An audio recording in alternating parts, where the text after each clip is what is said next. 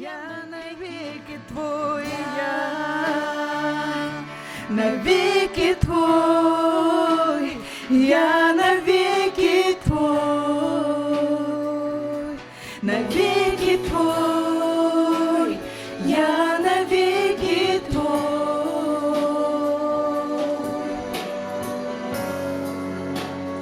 я навеки твой.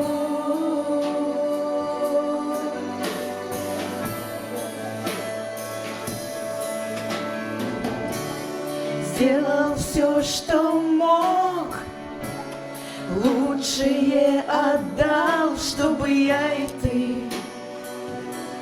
жили вновь. Сам великий Бог человеком стал, чтобы я и ты жили вновь. Сделал все, что мог, Иисус, для тебя и меня. Сделал все, что мог, Господь, слава тебе. лучшее отдал, чтобы я и ты жили вновь. Сам великий Бог человеком стал. Сам великий Бог человеком стал, чтобы я и ты жили вновь. Его святая кровь, Его святая кровь, Его слова святые напомнят, что любовь к нам не остынет. Я буду вечно благодарить, Иисус, вечно благодарить, вечно, вечно, вечно благодарить Тебя. мой Спаситель, Я драгоценный буду Иисус. вечно благодарить, Буду вечно благодарить. Мы будем вечно благодарить Тебя, Иисус. Мы очень просим по великой милости Твоей, Отец, чтобы Ты помог нам сохранить веру, которую мы получили и имеем. Помоги нам, Господь, несмотря на давление обстоятельств, несмотря на давление проблем, Господи, помоги нам.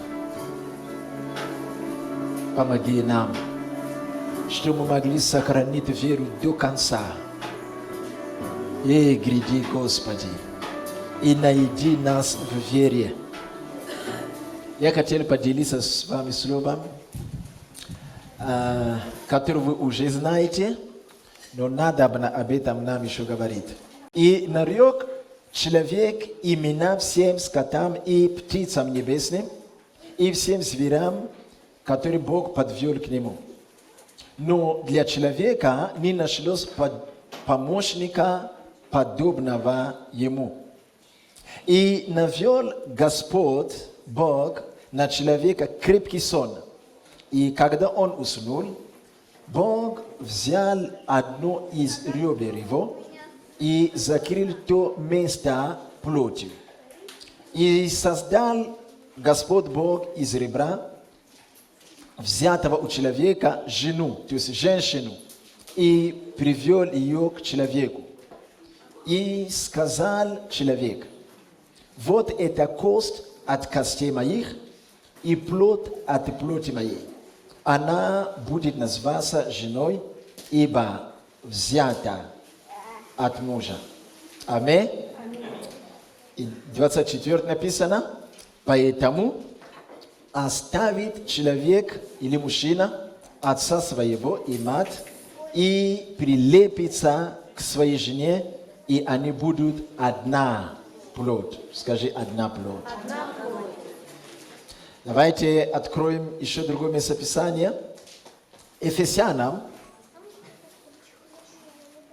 5 главу, мы читаем с 29 стиха.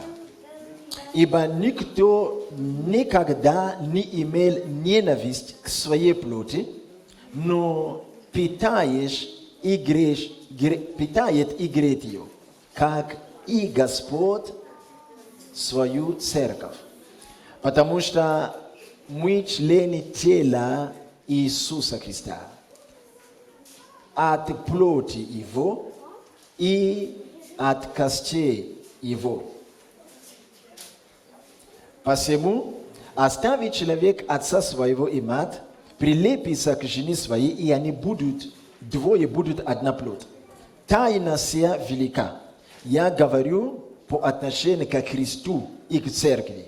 Аминь. Аллилуйя. Итак, наша тема называется сегодня «Важность церкви в обществе». Важность церкви на этой земле. Если сами церковные люди, верующие в Иисуса, рожденные свыше, не знают важности церкви на этой земле, в обществе, в этой стране и в любой стране, люди мира никогда не будут понимать, что такое церковь и насколько церковь важна на этой земле. Если мы не можем доносить до людей, насколько церковь важна на этой земле, люди мира не смогут это понимать. Насколько церковь важна и вообще, что это такое. Мы читаем Бытие, и мы читаем об Адаме. И когда Бог подвел все животные к Адаму, Адам смотрели, давали имена, но написано, не нашлась личности, подобно Адаму. И Бог сделал так, что Адам заснул, Бог ввел Адама в крепкий сон. И он вытащил из его ребер одно из ребро и создал другого человека, похожего на Адама. И потом, когда Адам проснулся и увидел кого-то, кто приближается к нему, и он сразу сказал, я вижу, что он, этот человек, похож на меня. И он сказал, кости от костей моих и плоть от плоти моей. И он сообразил, сказал, потому что она взята из меня, из мужа. И поэтому я прилеплюсь к ней, и мы будем всегда одно. Как будто бы взято. И когда прилепляется, получается как будто бы восстановление, соединение, гармония.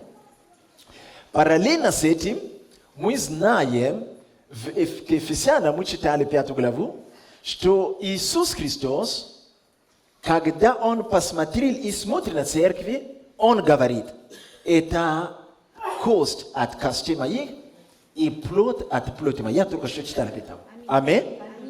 Поэтому Иисус, подобно Адаму, оставит отца своего и прилепится именно к тому или к тем, кто является кость от костей его и плоть от плоти. Как называют эту женщину?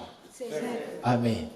То есть жизнь Адама в саду была бы невыносимой или даже отчасти бессмысленной без Евы.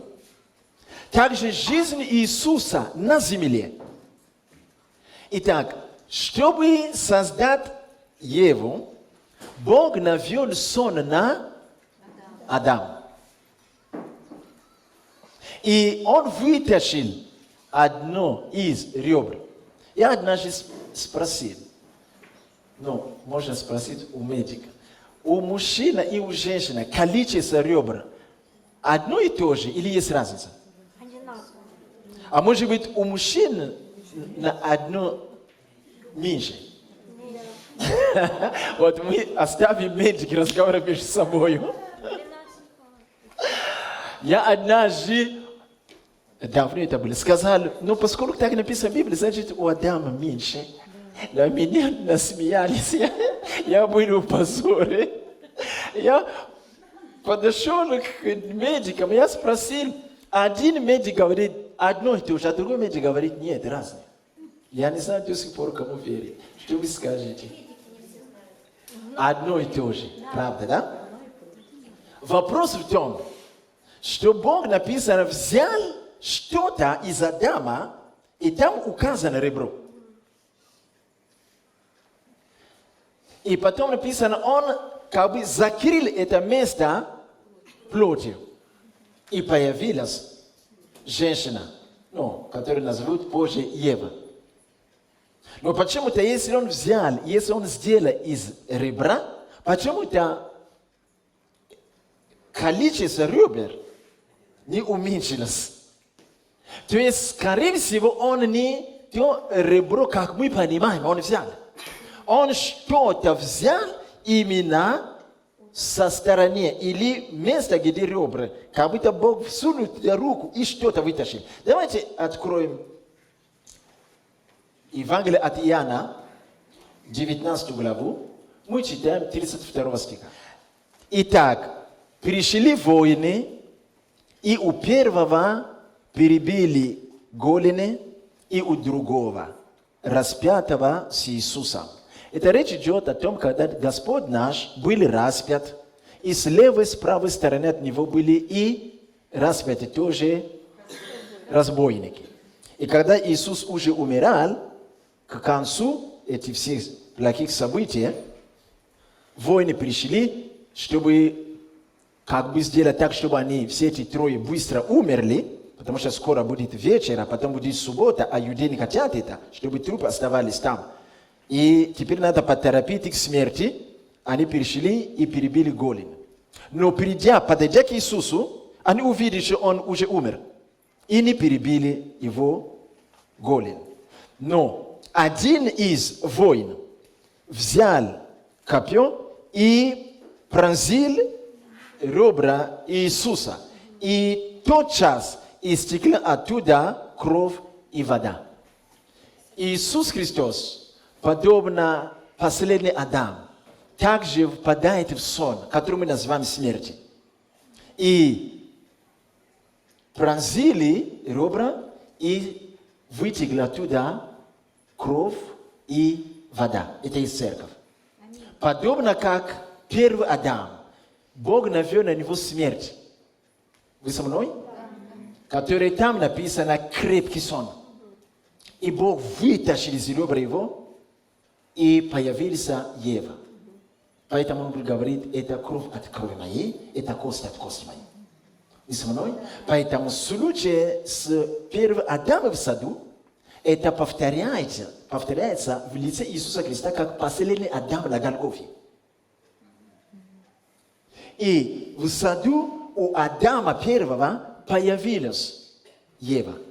И на Голгофе у последнего Адама появляется Ева. Поэтому церковь – это Ева для Иисуса. Аминь. И Павел говорит, никто никогда не имел неприязни к своему телу. Потому что Ева – это тело Адама. Церковь – это Ева, тело Иисуса. Аллилуйя. Если человек выходит из своего тела, то есть внутренний человек, дух, он перестает быть человеком. Он остается живым, но не точно человек. Поэтому, вы замечаете, когда человек, например, если ты идешь в какое-то место, где нет людей, и там сидит человек, и ты подходишь, и тут человек сидишь. Ты как бы смотришь человек, и ты идешь дальше. Но когда ты идешь, ты можешь даже трогать его. Но когда ты идешь и находишь человека, который мертвый, ты можешь смело просто подойти и трогать его? Нет. Что-то срабатывает человека, как будто сразу появляется дистанция. Инстинктивно мы понимаем, что он уже не такой же человек, как ты. Потому что человек, 100% человек, живет на земле, а это значит, внутренний человек живет во внешнем человеке. И именно в этом состоянии он и является человеком, который должен жить на этой земле. Как только внутренний человек выходит, он уже меняется. Он не такой обычный человек, как ты и я сейчас. Поэтому мы даже с какие-то... Появляются некоторые дистанции, чтобы даже дотронуться до него.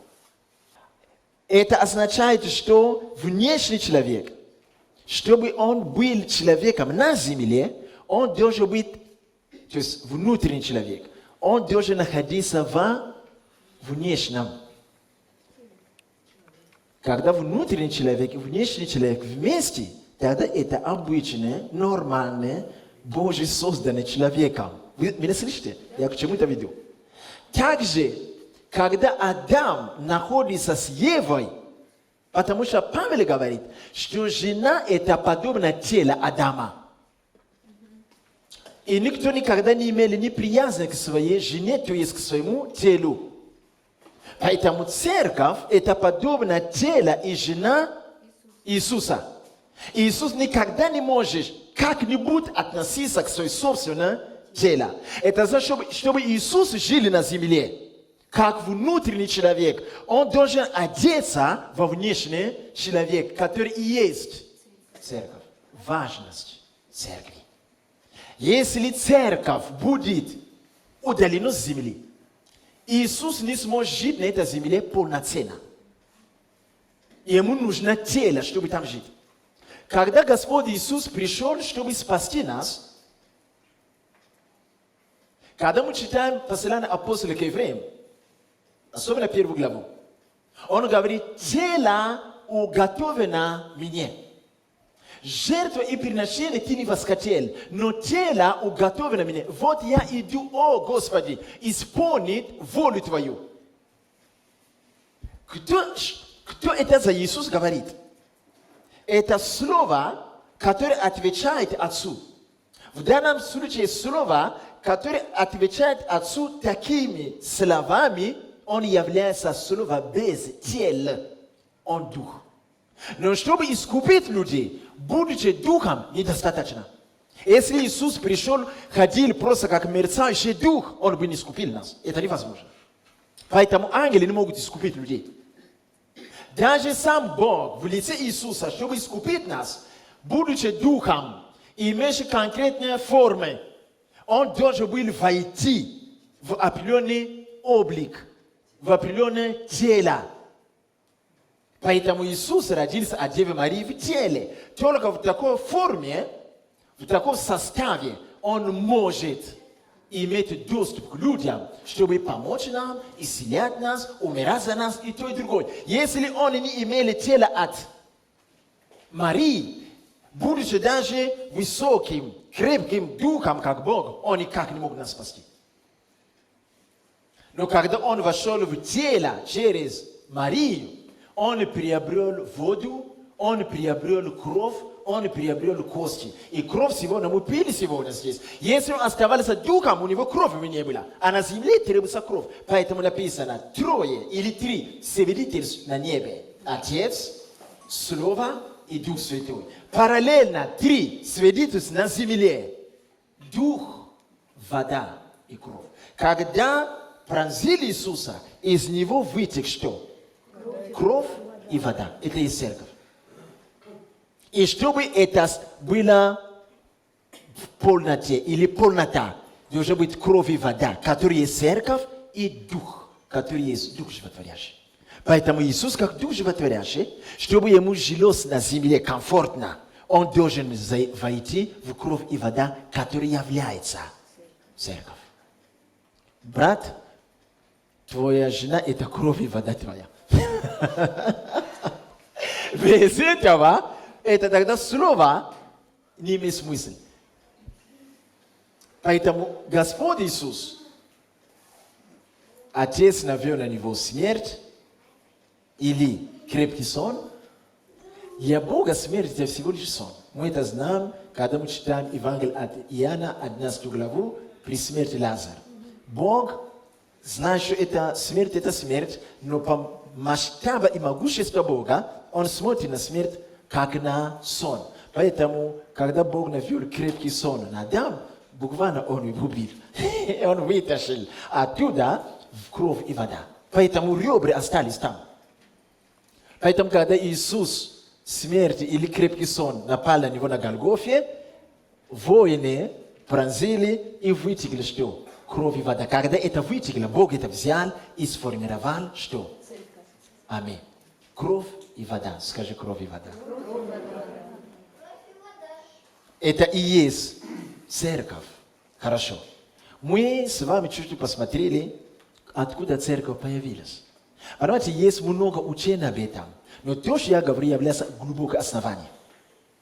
Конечно же, в Библии вы заметите, Бог называет вещи такими же, как мы их называем. Но суть этих вещей отличается. Поэтому, когда мы говорим кровь и вода, но для нас это обычная кровь и вода. Но у Бога это материал, чтобы создать церковь. Это духовное понимание. Сегодня мы пили от виноградного сока, но у Бога понимание, что мы пили кровь Иисуса. Понимаете, да? Поэтому мы должны понимать, что когда мы говорим так, есть понимание человеческое, а есть Божье понимание. Давайте откроем 1 Петра. 1 Петра, 2 глава, 9 стих. Но вы, род избранный, царство священства, народ святой, люди, взятые в удел, дабы возвещать совершенство того, кто призвал вас из тьмы в чудный свой свет. Важность церкви на земле, прежде всего, это Бог знает важность церкви на земле. Вы поэтому заметите, что Бог где-то создает церкви. Люди ни во что могут не ставить в церковь. Бог будет продолжать работать на церкви. Потому что именно Бог знает прежде всего, насколько земля, люди на земле нуждаются в церкви. И не только людям, но самому Богу. Бог нуждается в том, чтобы иметь церковь на земле. Бог не мыслит жизнь людей на земле без церкви. И первая причина находится здесь. Петр говорит от Бога, что церковь, вы, святой народ. Что такое святой народ? Бог святой. После грехопадения Адама и Евы, вся земля стала коррумпирована грехом. То есть все рождающиеся на земле стали грешные, греховные. Только один Бог святой. И, конечно, ангел его. Но когда он хочет не разрушить, не превратить в нет людей, которые из земли, которую он создал, у него цель вернуть святость на землю. Бог не любит поддерживать отношения с теми, кто не святой. Поэтому, чтобы продолжать держать отношения и взаимодействовать с землей и со всем, что есть на земле, и с человеком, ему нужно сначала вернуть святость на землю, чтобы были хотя бы человек один, который будет святым, чтобы Бог мог с ним взаимодействовать. Поэтому Иисус Христос – это первый святой, который пришел на землю. Для того, чтобы помочь и искупить многих, чтобы многие через Него и в Нем становились какими? Святыми. Дабы иметь взаимоотношения и взаимодействие с святым Богом. Поэтому церковь очень нужна для Бога на земле. Когда Бог захотел наказать землю, сотни, может быть, были тогда уже несколько миллионов или сотни тысяч душ на земле. И маленькие дети, и взрослые, и богатые, и бедные. Бог на это не смотрел. Он посмотрел на дно. Все стали коррумпированы грехом. Я не хочу видеть их. Я их истребляю. То есть Бог это не человек. Жалость наша и жалость Бога это разные вещи. Но он посмотрел и увидел один человек, который старался сохранить пути святости. Он не был святым по сути, но он старался. Как его звали? Ной. И Бог сказал, хорошо, я начну с тобой с нуля. Может быть, получится. Но когда все продолжалось, Бог еще нашел кого-то, чтобы вывести из этого человека народ, который мы с вами сегодня знаем, как народ израильский в свое время. Поэтому это слово, которое мы читаем, народ избранный. Сегодня это сказано к церкви. Но в Старом Завете сказано было к народу Израиля. Это Бог пытался вывести этот народ, отделить от всех, учить другие пути, чтобы они жили, были святым, отделенные от греха, от других людей, которые запачкали грехом, чтобы Бог мог иметь отношения с ним, и чтобы через их начать распространять благодать на всю землю. Поэтому этот народ были как прототип церкви. Но и у них не получилось. Но слава Богу, что Бог сохранил семя, что через того народа Бог привел семя на землю. Как имя этого семени? Как имя этого семени? Как имя этого семени? Скажи, слава Иисусу! Это якорь наш, это все для нас. Вариантов нету. И когда Иисус приходит, Он есть святой. Поэтому, когда Он разговаривает с фарисеем, Он говорит, вы говорите, что когда я называю себя, или меня называют Сыном Божьим, вы говорите, я богохульствую. Того, кого Отец осветил и послал в мир. Он использует это слово «осветил». Дабы через него все приходящие к нему стали тоже святыми. Вот. Святым означает отделенный от всего греховного, отделенный для Бога. Поэтому церковь на земле важна прежде всего для Бога. Пожалуйста, учите людей. Люди это не знают. Я умоляю вас. Люди это не знают. Поэтому люди оскорбляют церкви, поносят священников. Вы что? Есть тут народ отделенный, святой. Слушайте меня, святой не означает совершенный. Святой не означает без греха. Со стороны Бога, да, святой это без греха. Бог не грешит. Но со стороны человека святой не означает совершенный. Мы усовершенствуемся на деле служения. К Ефесянам, 4 глава. Святой не означает без греха. Мы можем быть искушаем, можем согрешать, но когда мы каемся, Бог очищает нас, и святой да освящается еще. Видите? Святой означает отделенный. Иногда мы можем отделить чего-то, но время от времени она может пачкаться. Опять отделяем, отделяем. Видите? Это то, что Бог делает. То есть, когда ты слышишь отделенный, говоришь, какой я там отделенный, какой я там святой для Бога. Я и то не умею, и там ведь раз согрешил. Нет. Святой, да освящается еще. И мы идем от святости к святости. Мы идем от совершенства к совершенству. Итак, первое, что я хотел сказать здесь, это Бог осветил, то есть отделил для себя. И дальше мы читаем, для чего? Для того, чтобы этот народ, избранный, святой, был уделом Божьим. Для того, чтобы этот народ, церковь, возвещал совершенство того, кто вывел их из тьмы в чудный свой свет. Весь мир лежит во тьме.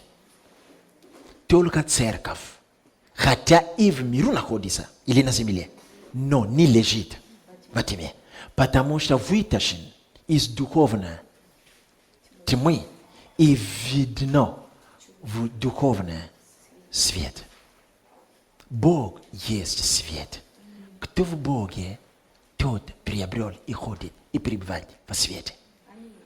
Пребывающий в свете не означает, что он может не грешить. Способности, или по-другому скажу, возможность грешить остается у человека, хотя он уже во свете. Но на то он и во свете, что он может исправляться. Аминь. Аллилуйя. Чтобы возвещать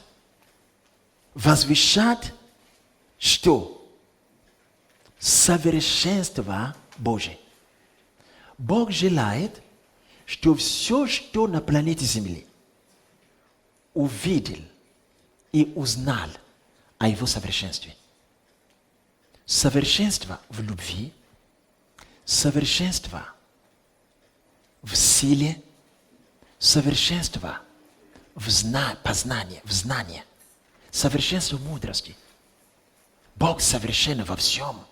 В мудрости, в знании, в силе, в любви. И Бог говорит, я должен отделить для себя, найти для себя людей. С одной стороны, они тело моего духа, духа моего сына. С одной стороны. С другой стороны, они мне надобны, чтобы они, познавая меня, могли распространять повсюду делами и словами. Что?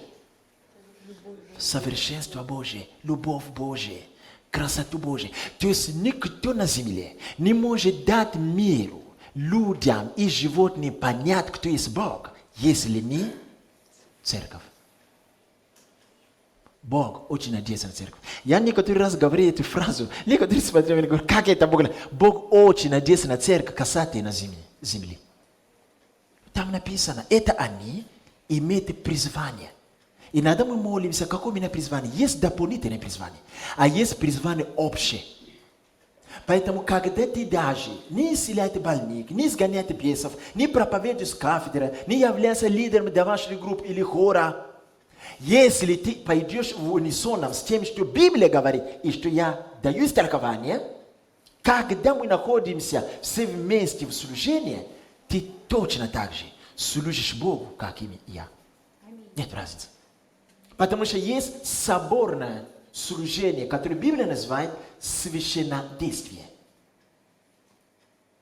Одно из них, каждый на своем уровне может возвещать словами или делами.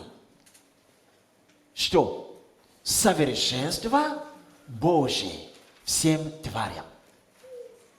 Словами или делами говорит или доказывает, насколько Бог любовь, насколько Бог свет, насколько Бог не лжет, насколько Бог силен, словами или делами. Написано, возвещать, то есть демонстрировать, открывать словами или делами совершенство Бога всем творениям. Это общее призвание церкви, потому что церковь – это тело, невеста-будущая жена Иисуса.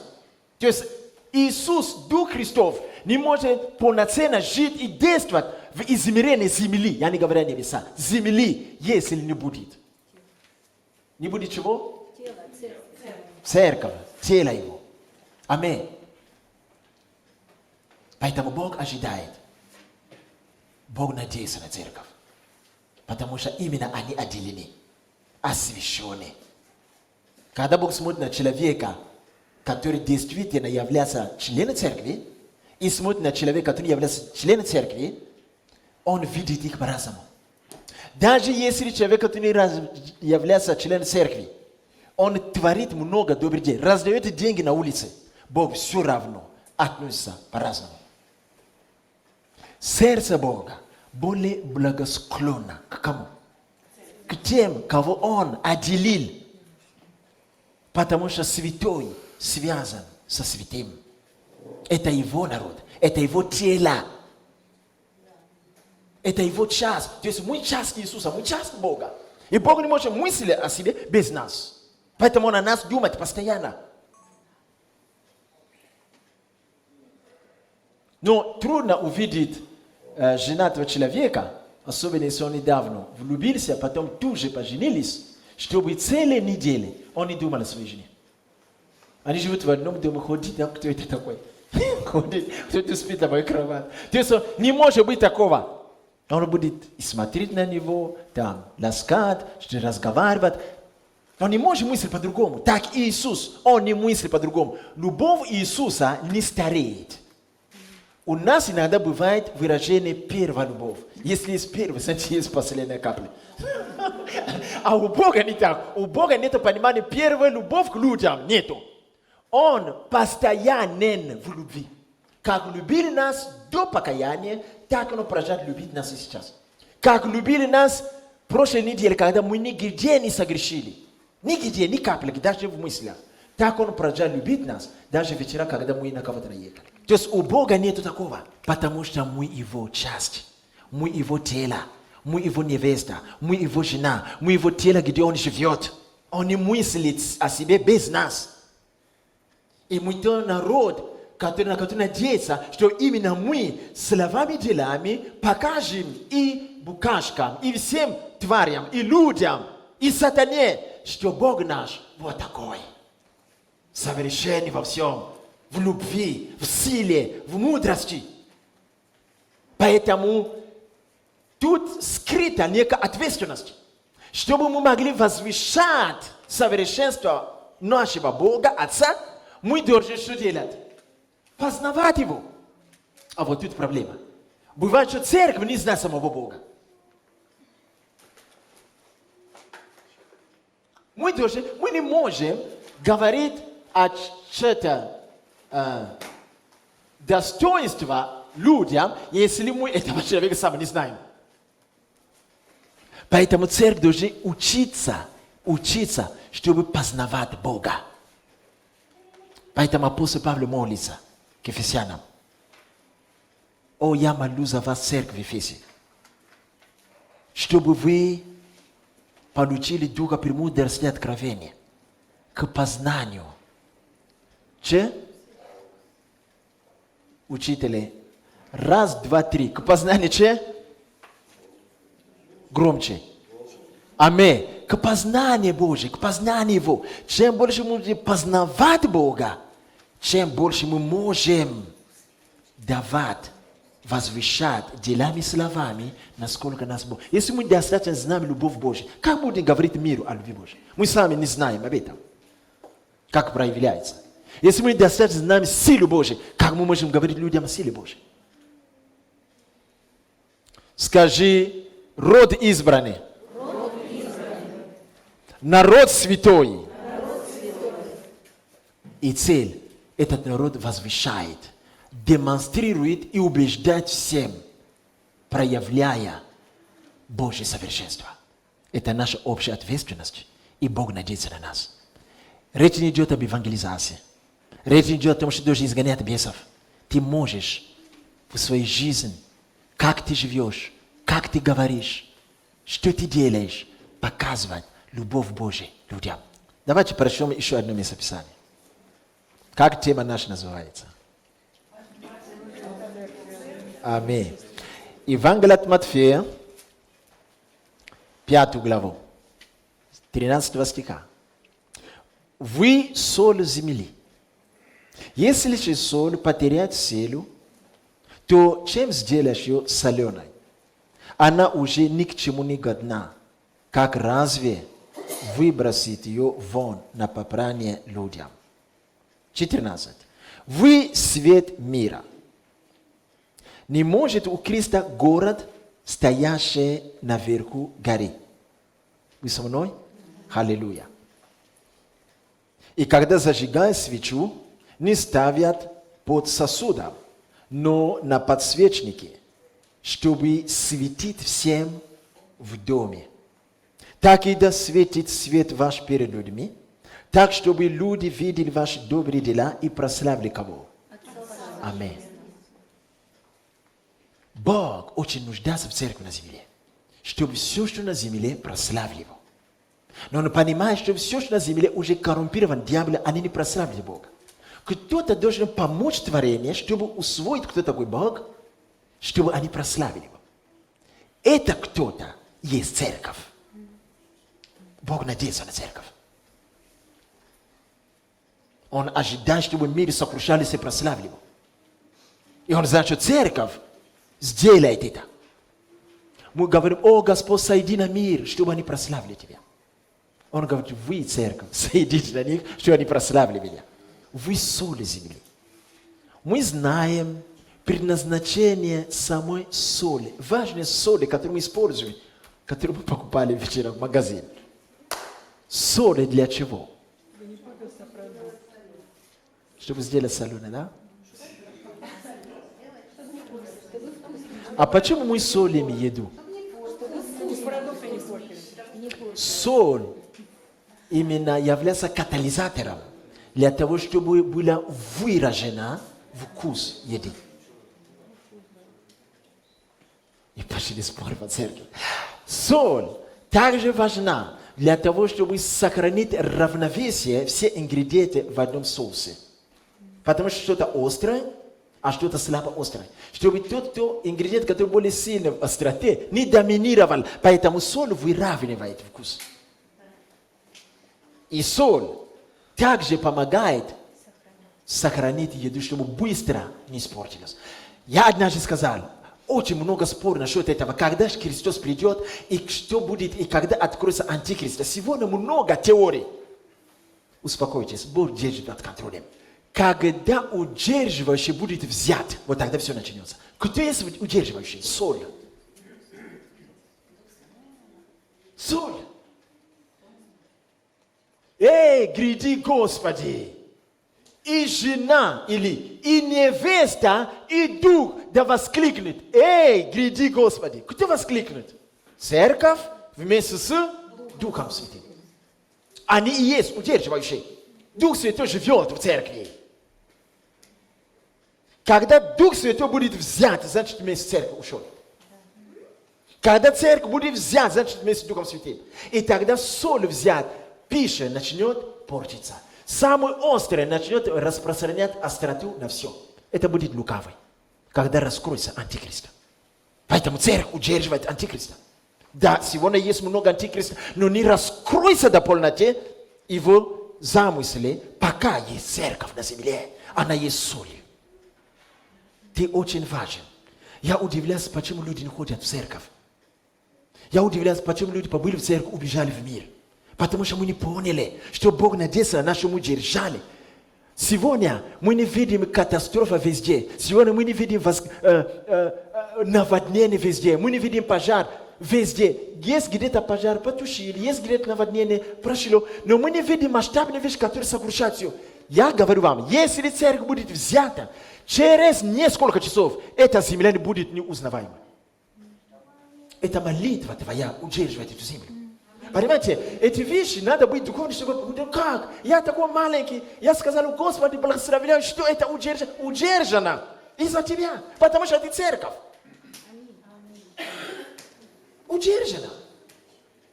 Не будет Третья мировая война. Потому что церковь в этом поколении узнала, что это было замысел лукавый, чтобы убивать наших предков и потащить их. В наше поколение до конца пришествия Иисуса не будет во имя Иисуса. Это должна быть молитва церкви. Когда мы это сделаем, мы как свет удержим это. Конечно. Конечно. Церковь это соль. Поэтому вообще большое призвание и радость, блаженство для человека на земле, это будет часть чего? Церкви. Это вообще должно быть гордостью, что ты часть церкви. Что ты веришь в Иисуса, ты рожден свыше от Бога, и ты являешься частью церкви. Может быть, ты не проповедуешь, может быть, ты не лидер где-то, но ты часть церкви. Когда все молятся, ты выходишь и говоришь, аминь, все достаточно. Ты входишь в этот труд. Когда кто-то молится часами, ты приближаешься, он говорит, аминь, ты говоришь, да, аминь. Вот ты тоже член церкви. Все, ваши аминь вдвоем поднимаются к Богу. Бог сказал, моя церковь молилась, все, ангелы, идите. Потому что церковь. Если мы сами не знаем, что такое церковь, как мы можем удручать людей, чтобы они ходили в церковь? Поэтому люди ходят в церковь. Они не знают значения церкви. Они не понимают, что это такое. А вы ходите туда, что этот Бог вам дал. А мы сами не знаем, просто ходим. Ты должен знать, что такое церковь. Потому что когда ты думаешь о себе, что член церкви, это должно быть тебе стыдно. Это должно быть даже гордости. Это духовное такое гордость, что я член церкви, слава Богу, что Господь, я отделенный народ, я святой. Это церковь. Если люди могли бы знать, что такое церковь, никто бы не открывал рот на церкви. Никто бы не поносил церкви и служителей в церкви. Никто. Как только говоришь, там церковь, ой, я не верю, но лучше я пойду другой дорогой. Потому что столкнуться с церковью, это столкнуться с самим Богом. А это не сдобровать. Люди мира не могут это знать, если мы им не расскажем. А мы сами это не знаем. Или знали? Скажи, церковь. Церковь есть соль земли. Аминь. Аллилуйя. И мы с вами знаем, что делать соль в наши дома, когда мы готовим. Иисус сказал, Господь, вы, церковь, есть свет мира. Да, когда Он говорил, в первую очередь это относилось к иудеям. Но я показал вам, что это было прообраз народа Божьего, церкви, который в будущем будет истинная церковь, это сегодня, где и елены, и евреи имеют доступ к Отцу в одном духе. Он сказал, вы свет. Что делает свет на земле? Свет, прежде всего, прогоняет тьму. Весь мир лежит в тьме. Поэтому, когда люди рождаются выше, Бог не заинтересован, что мы быстро умерли. Потому что если святые будут умирать, на земле будет много тьмы. Поэтому церковь должна быть там. Когда церковь проповедует слово, когда церковь молится, когда церковь советует людям не грешить, дает людям отличать лево от правой, святое от несвятого. Таким образом, церковь распространяет что? Свет. Свет. Чем больше света, чем меньше демоническое действие. Потому что дьявол и его всю компанию назван царство тьмы. И когда церковь действующая распространяет свет, она вытесняет тьму. И тогда дьявол и его компания, им трудно ломать судьбу людей, потому что там свет. Если кто-то из моих учеников будет иметь больше благодати, чем я, повтори эту тему по телевизору. Меня не услышишь, скажи, он из Африки приехал и нас учит. А ты русский, возьми по телевизору, скажи, я говорю тебе, ты спасешь много людей. Поверь мне, даже священники, они отрезвятся. Церковь – это очень важная вещь. Когда Павел в Деяниях апостолов, и много фарисеев, после того, как Иисус был, они наезжали на него, пока не убили. Потом, после этого, Бог начал создавать церковь. Самая первая церковь – это первая апостольская церковь. Но фарисеи, законоучители, в том числе и Савел тогда, который станет апостолом Павлом, они гоняли, даже убивали членов церкви. Когда Иисус вышел к нему, он сказал, Савел, чего ты гонишь мою церковь? Меня. То есть Иисус отождествляет себя с церковью. По логике Иисуса, Он и ты, суть едино. Это его логика. Он не сказал, Савел, чего ты гонишь мою церковь? Нет. Он сказал, Савел, чего ты гонишь меня?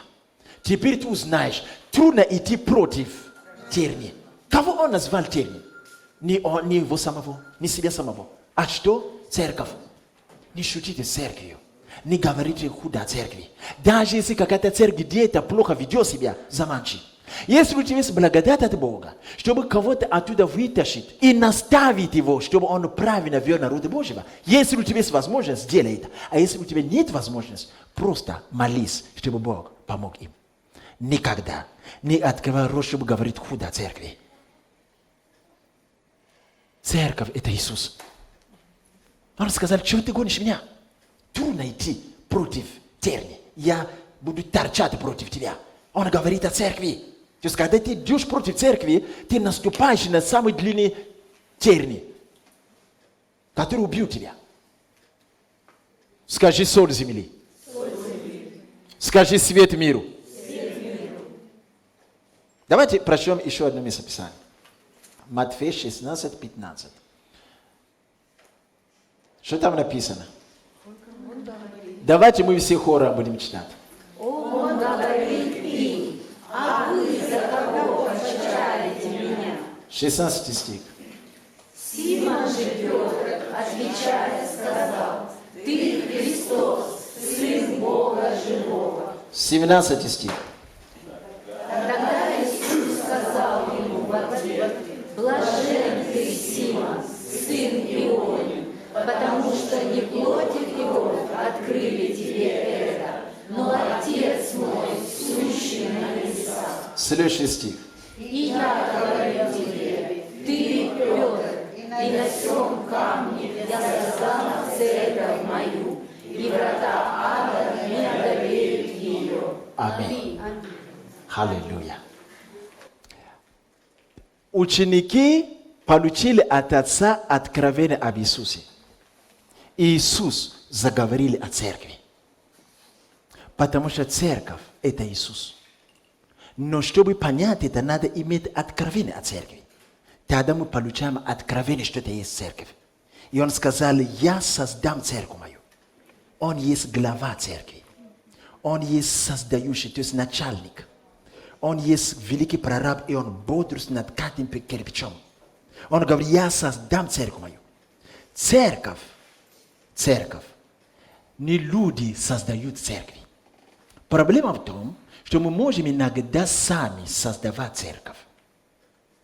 Так что может быть церковь без Христа. Это когда сами люди в силе какого-то интеллекта, познания Писания или просто какие-то побуждения непонятные решили собираться, создать церковь, не имея на то ни призывания от Бога, ни одобрения молитвы и рукоположения от старейшины, которые уже церковь. Вы понимаете, да? Много чего требуется, чтобы церковь от начала была церковью. Невозможно, чтобы 2 или 3 верующих во имя Иисуса отделились и провозгласили себя церкви. Нет, нет такого. К сожалению, особенно в прошлом веке и в этом веке, это тенденция, мы видим, что некоторые сказали, что мы ходим туда к этому человеку, что он же не Христос, мы тоже верующие, у нас Библия в руках, мы понимаем Писание, у нас Дух Святой есть, так что мы 10 человек собираемся отдельно, у нас не должен быть пастор, у нас не надо, чтобы там какой-то диакон, мы все одинаковы во Христе, и мы собираемся, теперь мы сказали, мы церковь, аминь. Нет. Это, я говорю об этом скос, но это сильное течение, она есть сегодня. Во многих местах люди собираются, они говорят, мы церковь, Иисус дал нам то, у меня Дух Святой есть, Слово есть, Бог меня любит, я окрещенный, а что такого? Все, мы собираемся.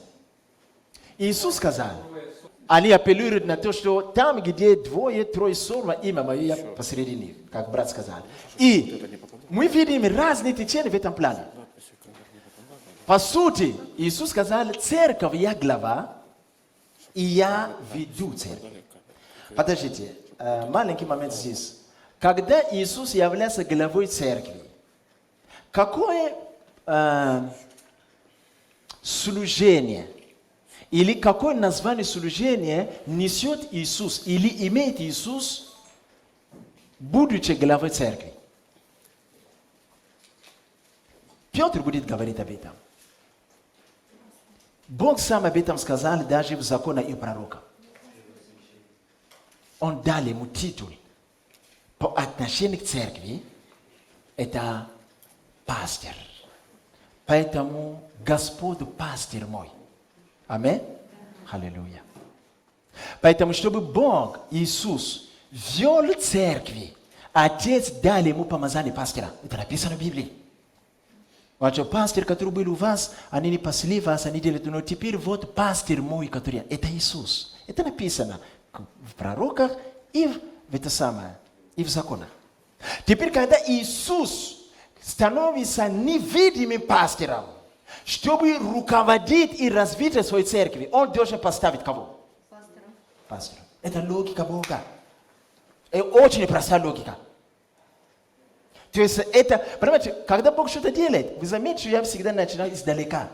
Вы должны видеть тенденции, по которой Бог развивается. Меня иногда люди приходят и говорят, Григуар, я хочу, кто-то подошел недавно, сказал, Григуар, я обнаружил, что у меня дары исцеления.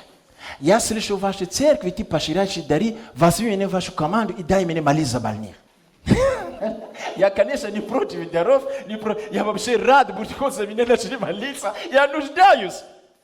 Но я спрашиваю, а ты в какой церкви развиваешься? По местной церкви. Но в Вселенской церкви тут есть свои нюансы. По местной церкви. Ой, эти церкви, зачем?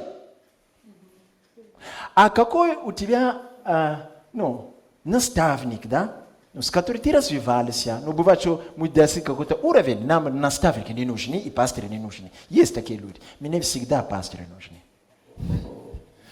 Он говорит, зачем мне пастор?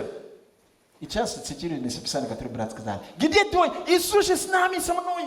И вообще не обязательно еще брат и сестра. Написано, что вселюсь в них, он же вселился во мне Иисус, я принял его.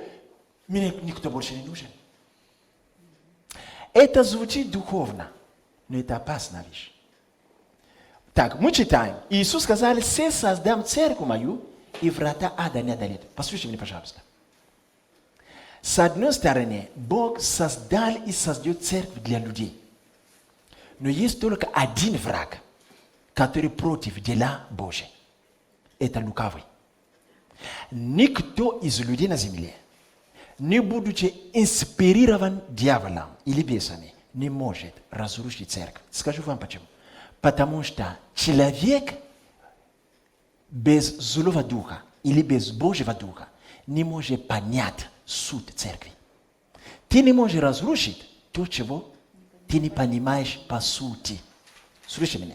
Если мы взяли дерево, посадили в наши огороды, и притом мы знаем, что это дерево пускает глубокие корни, и все эти годы мы поливали, и дерево выросло, и корни углубились, и дерево живое.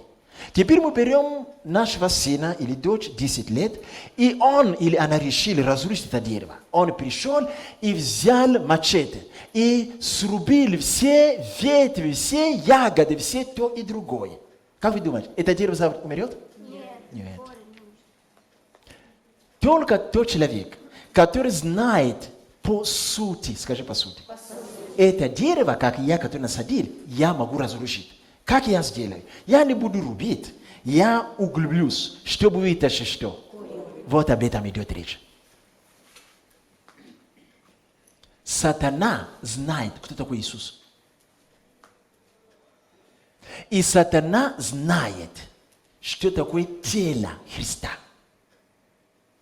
Поэтому сатана, вы заметите, не приходит к нам по домам, на работе, на улице и не пугает нас. Я сатана. Нет такого. Он знает, что всего лишь ветви. Мы не умрем. Даже если он убьет нас физически, мы все равно живы.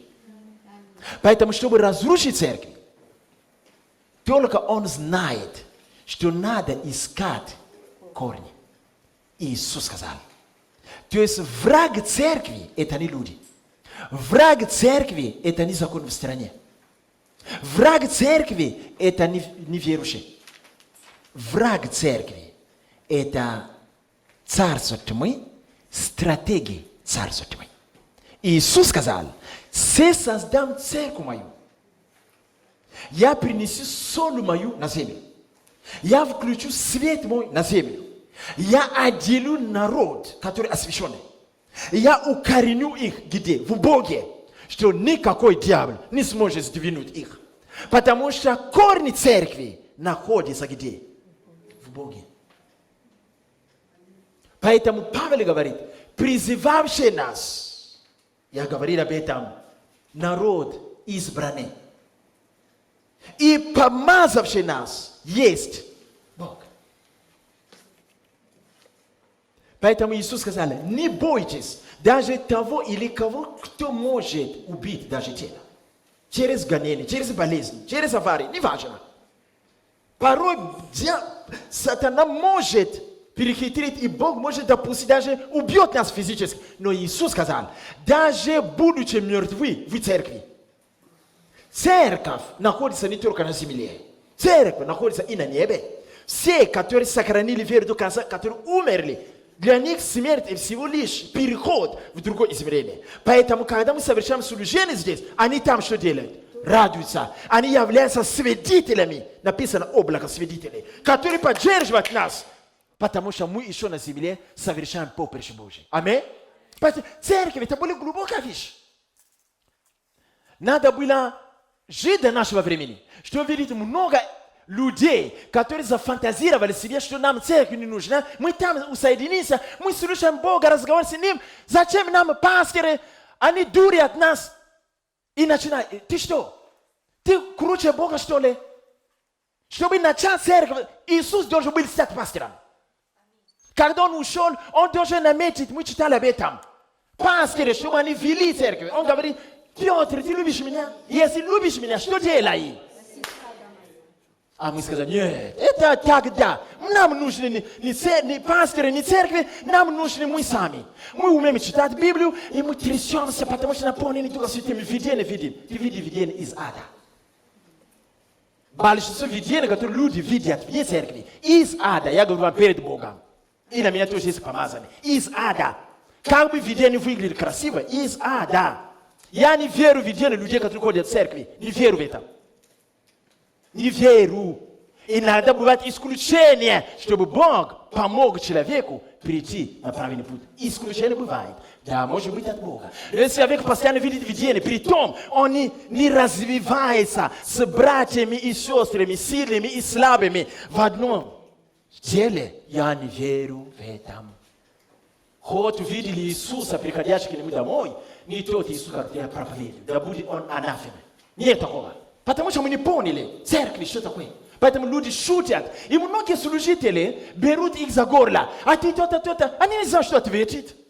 Ты видел, не видел. Иисус к тебе приходил. Но не важно, даже если не ходишь в церкви. Отлучу тебя от церкви. Нету такого. Это ложь.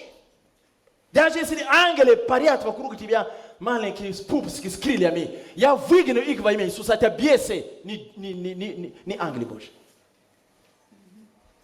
Кто-то из моих учеников должен это взять и нести дальше. Вы поможете даже священникам и пасторам. Что-то происходит на этой земле. Церковь – это очень серьезная вещь. И церковь невозможно выдумывать, потому что ты видишь себя помазанным. Ты что? Чтобы человек был видящий, церковь должен быть имя свидетельство многочисленное. Призывание должно быть с детства. Много мужей Божьих должны иметь это в духе от Бога, увидеть это. И церковь, чтобы развивать, должны быть пастыри. Тогда назвали их иногда просто старейшинами. Ну хорошо, не любим слово пастырь, раздражает нас. Давайте поменяем епископа или старейшины. Они используют это в Старом Завете. Ну, в Новом Завете, в начале. Но должен быть определенная субординация, порядок. Это все в церкви. Не верите, это ложь. Это не так. Сегодня размах демонов, которые фантазируют, косят под ведущей церкви. Нету такого. Это ложь. Это ад. Церковь. Бог надеется на церковь. В церкви есть субординация. Церковь, Бог призывает людей и конкретно изучать их отражение, дает им быть ведущими. Это не просто хаотично, что-то мне приснилось, и я пришел, я стал пастором. Ты что? Понимаете, у нас проблема в том, что когда люди так ведут себя, они не падают и не умирают. Они еще живут и ездят на крутые машины. И думают, что Бог с ними. Не всякий ездит на крутые машины является благословенным от Бога. Сатана тоже может благословлять людей, ну и что? Не всякий видящий видение видит от Бога. Сегодня, в те страны, где нет глубокого учения церкви, люди видят видение много, они от лукавого. Они слышат голоса, они от бесов. От бесов. Однажды пришла одна мама к нам, сказала, мой ребенок освященный. Я спросил, сколько лет? 8. И часто к нему приходит ангел и умершая бабушка. Говорит ему о Боге. Я сказал, выгоните эту бабушку. Но бабушка очень любили ее, они дружили. Вот приходит и говорит о хорошей, выгоните эту бабушку. Мертвые не проповедуют Христа. Я должен проповедовать Христа. Ты должен проповедовать. Ты живой в теле Христа. Ты будешь, когда ты делаешь человека, я подойду и скажу, правильно она сказала, поверь ей. Потому что ты в теле Христа, ты узнаешь Бога, ты имеешь полномочия говорить людям о совершенстве Бога. Умершие не должны этим заниматься. Это в Библии написано. Они к нам не возвращаются. Поэтому эта бабушка, не бабушка, демон приходит в этот дом. Мы изгоняли эту бабушку. Ребенок исцелился. Глупые видения прекратились. Теперь понимаете, я иногда просто жалею вас. Всякая фантазия. Ты что? Возьми меня в команду исцеления. Я говорю, в какую церковь? Какую церковь? Я сам церковь. Уходи, я не хочу с тобой говорить.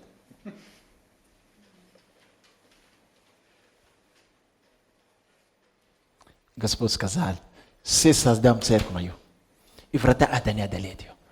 Поэтому противление церкви Или тот, кто противостоит делу церкви. Это царство тьмы.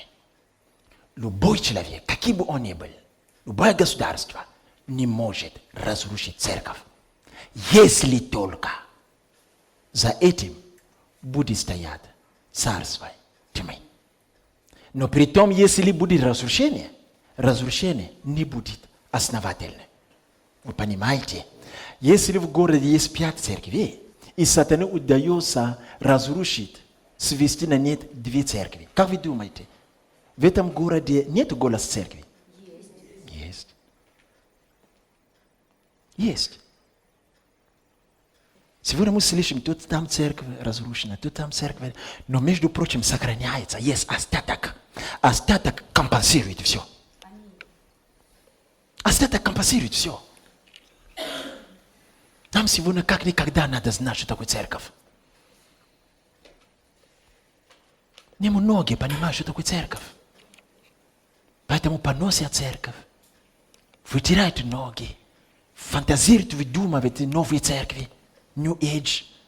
Надо понимать, что такое церковь, откуда церковь началась и куда идет. Для чего церковь? Прежде всего, церковь нужна земле для Бога. Прежде всего. Он сам заинтересован в этом. И, конечно же, для людей. Чтобы люди спасались. И когда они будут спасаться, они будут прилагаемы Духом Святым куда? Написано в Библии. Нигде написано, что апостолы служили, люди каялись, принимали крещение и жили кто где хочет. Нет такого. Написано, что все, которые принимали такую благодать Иисуса Христа через апостолов и сыны апостольские, Дух Святой прилагал куда? Церковь. И говорит, прилагал куда? В церковь. И когда вы читаете Деяния апостолов, вы видите, что эти церкви собирались то в храме, то по домам. То есть была внешняя демонстрация и проявление, что они церкви, они собирались, собрание было. Люди говорят, я церковный, но я на собрание не хожу. Что ты за церковный такой? Да когда я езжу в церкви, меня голова болит. Я сижу дома, я спокойно чувствую себя. Это демон тебя мучит. Понимаете, но это Библия написано так. Все, которые принимали, они заявили себя члены церкви. И написано дальше. Не оставляйте собрания ваши. Они пребывали в молитвах, хлебопреломлении, в общении, где? В храме и по домам. Всегда собирались. То есть, кроме внутреннего, что мы связаны с Иисусом в невидимом, есть еще внешнее подтверждение. И в голове это были лидеры, были апостолы, были сыны апостольские, были евангелисты, были пастыри, были диаконы. Конкретная субординация. Это церковь. Сегодня все перепутано. И я не удивлюсь, что в какой-то церкви или в какой-то городе может быть 5 церквей, все 3 пойдут в ад, 2 спасутся. Я не удивлюсь. Все слишком перепутано. Никто не разбирает лево от правой. Ну, утрирую, конечно, разбирают, но не многие. То есть все перепутали в церкви. То есть спросишь такой церкви, ты услышишь такие баиньки, которые не Библия. Да, Библия переписана кем-то там. Если церковь не такая, и Библия переписана кем-то там с ошибками, тогда в какого Бога ты веришь? Как вы думаете? Библия это только Новый Завет? Но и Старый Завет. Никогда Иисус Христос или апостолы не сказали, что это было давно. Пророки переписывали или написали, может быть, с ошибками. Они тоже люди. Поэтому Иисус сказал, не все, что они сказали, правда обо мне. Вы слышали это? Иисус сказал, все, что написано в Библии, оно истина, и я живу. Это происходит в моей жизни. Поэтому все, что Он делает, Он говорит, обо мне написано так. Обо мне. Почему сегодня мы можем иметь такую смелость перед Богом, сказать, написано в Библии так, а я живу по-другому, все равно со мной Бог. Как это? Как это? Ты открываешь себе дверь в ад. Как это? Даже Иисус так не сказал. До Иисуса часть Библии, Старый Завет, был написан людьми под водительством Духа. После Иисуса Новый Завет тоже написан людьми под водительством Духа. Почему у нас есть смелость сказать, перевод, наверное, не то написали, а я по-другому. Разве Иисус так сделал бы? Он всегда говорил, все, что я делаю, написано в законах и в пророках. Это значит, у людей нет страха Божий. Поверьте мне, много церкви идут в ад. Многие люди, собирающиеся по идут в ад. Поверьте мне, я не лгу вас. Я имею откровение церкви.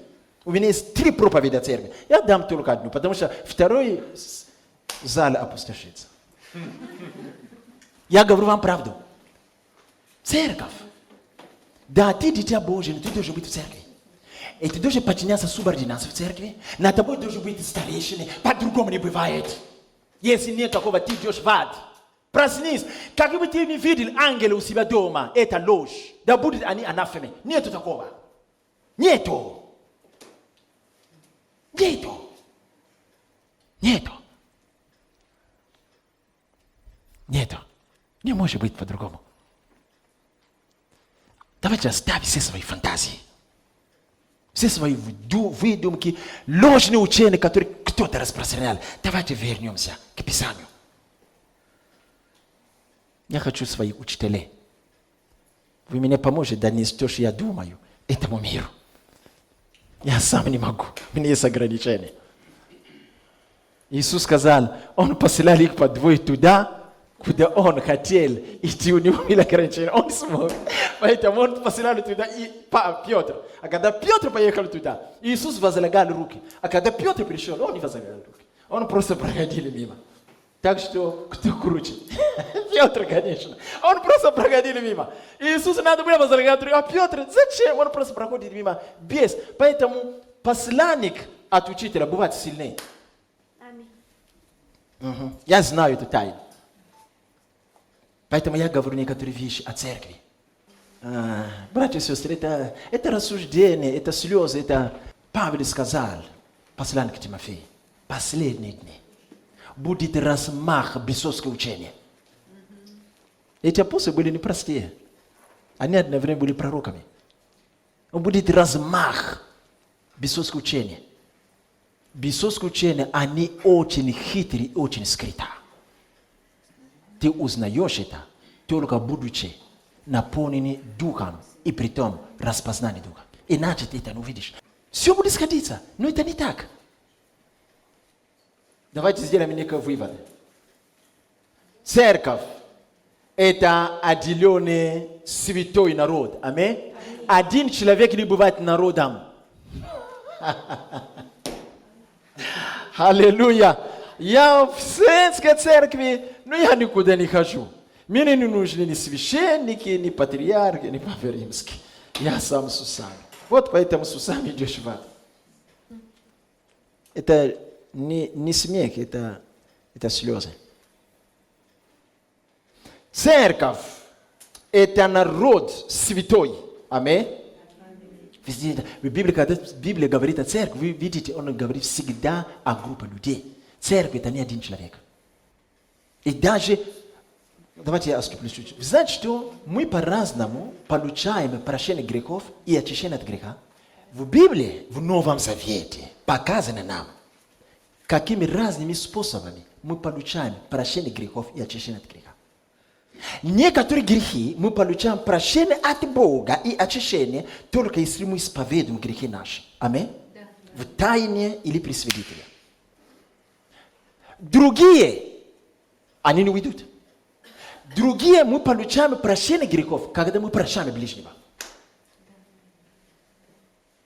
Другие грехи Бог прощает нас и очищает нас от этих грехов. Когда в теле, то есть в церкви, мы имеем общение друг с другом. И кровь Иисуса очищает. Братья и сестры, мы Библию читаем. Но если мы отделяем себя, некоторые грехи останутся на нас. Ты скажешь, я призываю кровь Иисуса. Ты просто не понял. Что Бог решает одну проблему разными методами. Вопрос греха он не решает просто потому, что ты помолился дома. Недостаточно. Иногда некоторые грехи отпадают от тебя, когда в церкви ты варишься в этом соку, просишь прощения, общаешься с друзьями, молишься друг за друга. Конечно. Это написано в Библии. Это Иоанн говорит об этом. С Иоанном шутки плохи, потому что он был большим пророком и лежал на сердце Иисуса. Он знает эти вещи. Отделить себя, это надо быть в глупе в духе, чтобы так делать. Это значит, что человек не понимает, что такое церковь. Давайте прочтем еще одно местописание. Итак, церковь – это соль земли. Аминь. Итак, церковь – это свет. Аминь. Церковь – это отделенный народ. Аминь. Народ святой. Бог взял в свой удел. Знаете, что такое удел? Цель, чтобы они возвещали словами и делами и поведением жития. Возвещали совершенство Бога всем творением. Аллилуйя. О, Господь. Иногда, конечно, говорится легко. Потому что надо так жить. Поэтому, будучи церковью, приходится жить по-божьему, чтобы не было хулимо имя Бога из-за церкви. То есть от церкви зависит, насколько Бог прославится и насколько Бог будет в славе у людей. Поэтому написано, чтобы они, видя ваши добрые дела, они прославили Бога. Иногда мир не прославляет Бога, виноват в этом церковь. Мы с тобою. Мы пьем втихаря. Водки. А потом слышит: привет, куда ты идешь? Я иду в церковь. Потом: ты тоже ходишь в церковь? Он не скажет тебе напрямую. Скажет: они тоже в церковь ходят. А тут ругались с женой, напились водкой. И так часто. Ну, если церковь такая, я туда не пойду. Это прославляет Бога? Нет. Там, где у нас преимущество, там у нас и ответственность. Поэтому приходится обуздывать себя.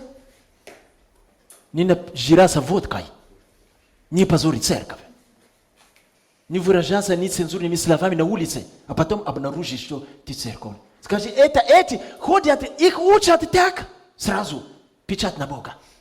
Видите ответственность? Кто-то говорит: тогда лучше я не скажу, я церковный, чтобы не знали, потому что я грешу при всех. Ответственность. Хорошо. Давайте откроем Откровение, 1 главу. И от Иисуса Христа, который есть свидетель верный, первенец из мертвых, владыка царей земных, Ему, возлюбившего нас и омывшему нас от грехов наших кровью Своей, и соделавшему нас царями и священниками Богу и Отцу Своему. Слава и держава во веки веков. Аминь. После того, как Он пролил кровь, после того, как мы услышали, пришли, уверовали, Бог простил, по милости, омыл нас своей кровью, осветил, отделил, и Бог сказал: Иисус, который является первосвященником, Он соделал всех своих, которые являются Его невестой или Его тело, церкви, какими? Священниками и царями. Скажи царями. Скажи царями. Скажи священниками. Скажи священниками. Итак, я о царстве сейчас не буду говорить. Я быстро, 5 минут, чуть-чуть поговорю о священничестве. Когда мы начинаем с Старого Завета, мы увидим, что там, когда Бог отделил народ, Он поставил группу людей священниками. Хотя и тогда весь народ израильский был освящен и получил название царства, священства. Но в практике служения была группа людей, которые Бог отделил как священники. Вы меня слышите, да? И были конкретные задания, что они делали, конкретное служение. Одни священники, они входили к народу, говорили народу: если человек согрешил, какую жертву принести? Когда приносили жертву, эти священники входили, проверяли, точно ты принес, приходили в святых, не в святых святых, а в святилище, резали жертву, кровь отдельно, то есть они распределяли. Другие священники, они были экспертами по каким-то грехам и болезням. И когда, например, было поражение, проказы на семью или на дом, эти священники, как они эксперты, промолившись, они приходили и смотрели, оценивали дом, оценивали семью, приходили и говорили Богу, что они там увидели. И по рецепту они... То есть мы видим, они делали конкретные вещи, Слушай меня. Как мост между Богом и народом. Поэтому об Иисусе, когда написано, Он есть первенец, Он первосвященник. То есть священник, выше. Он тоже, как будучи священником, он слышал от Бога, и он говорил людям. И он брал от людей и приносил Богу. И самое главное, что он принес кровь людей через свою кровь. Перед Богом однажды он вошел в святую святых как первосвященник. Он является посредником между Богом и человеком. Священник – это посредник. Теперь, церковь назван народ священников. Вы не чувствуете здесь ответственность? Люди должны искать, что же говорит Бог. У кого? У священника. Потому что уста священника хранит ведение Божие. Вообще-то, я подожду через год, я вернусь к этой теме. Может быть, мы чуть-чуть вырастем, потому что я чувствую, что вы слышите, но вы не въезжаете некоторые вещи. Понимаете? То есть мир, когда вы слышите много вопросов у мира, вы должны сказать, придите в церковь, мы вам ответим. Люди не будут знать пути Божьи, если люди церковные не будут объяснять им. Ко мне приходят иногда люди, которые не из церкви, и доказывают мне, как они знают голос Бога. Я говорю, ты знаешь голос сатаны. Это не Бог. Хочешь знать голос Бога, приди ко мне. Я расскажу тебе, как Бог говорит. Я после того, как ты услышишь, я покажу тебе, что это был Бог или не Бог. Если церковь-то не занимается, куда этим будет заниматься? Я же доказал это. Кто может сказать, что вот эту жертву, которую ты несешь Богу, вызовет на тебя проклятие, а не благословение? Кто может это сказать? Церковь. Потому что церковь знает тайны Царства Божьего и знает, что нравится Богу, что угодно Богу, что не угодно Ему. Поэтому люди мира не могут учить церковь. Я вижу, как люди сегодня церковные идут к людям миру, чтобы спросить совет. Ты что? И при том советы духовные. Да, конечно, когда речь идет о бухгалтерии, не обязательно, чтобы человек был церковный, потому что это наука. Наука может усвоить даже, не знаю, собака где-то там. То есть это наука. Но когда речь идет о духовных вещах, люди идут к гадателям, прежде чем прийти в церковь. Как это? Это экстрасенсы должны прийти посоветоваться с нами. Но вы видите наоборот. Человек идет к экстрасенсу. Я спрашиваю, а когда ты были там, ты увидел, что это не человек Божий? Нет, я увидел там картину Девы Марии. Ну и что? Мало ли, какую картину мы навешали. Там были икончики. Поэтому я подумал, что он от Бога. И когда он говорил вещи, он сказал, как звали моя прабабушка, как он мог знать, если не Бог? Ты что? Сатана знает много тоже. Не обязательно такие вещи говорить о Боге. Есть дух спиритизма. Даже церковные люди идут, советуются, и они в шоке. Вот там Бог. Он, конечно, не ходит в церковь. Он, конечно, но там был икончик, и он говорил имя моей прабабушки, которая давно умерла. Вот я ты идешь к сатане. Это обычные мелкие трюки дьявола. Но кто, если не вы, церковь, можете помогать людям? А мы сами идем в эту ложь. Послезавтра мы пошли с этой женщиной, чтобы тоже нам помогли. А где тогда церковь? Где тогда церковь? Библия говорит, что мы священники. Знать о Боге, надо прийти в церковь, и мы расскажем тебе, кто такой Бог. Потому что мы изучаем Его, Дух Его с нами, и Он открывается нам. Церковь, я не говорю о Григории лично, нет церкви. Если церковь не имеет откровения о Боге, это не церковь.